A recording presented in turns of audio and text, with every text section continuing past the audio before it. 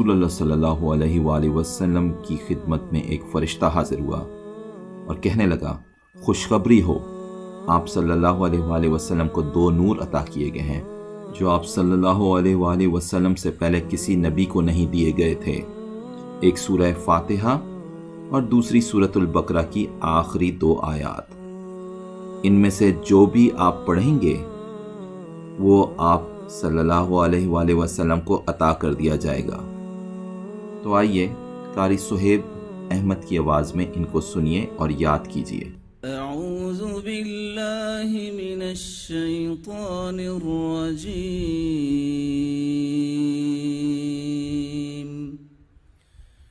बिस्मिल्लाहिर रहमानिर रहीम।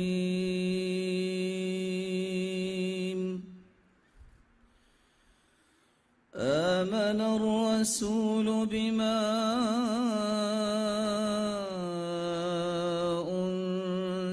إليه من ربه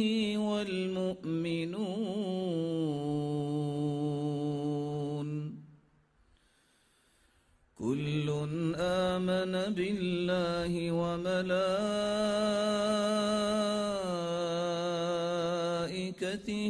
وكتبه ورسله لا نفرق بين أحد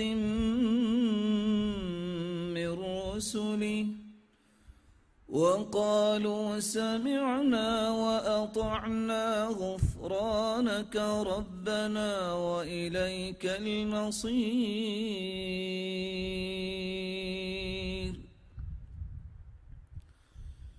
لا يكلف الله نفسا إلا وسعها لها ما كسبت وعليها ما اكتسبت ربنا لا تؤاخذنا إن نسينا أو أخطأنا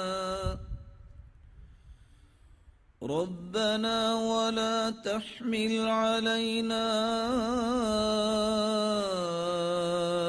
إصرا كما حملته على الذين من قبلنا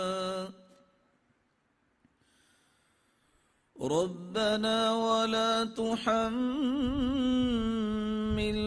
ما لا طاقة لنا به واعف عنا واغفر لنا وارحمنا أنت مولانا فانصرنا على القوم الكافرين।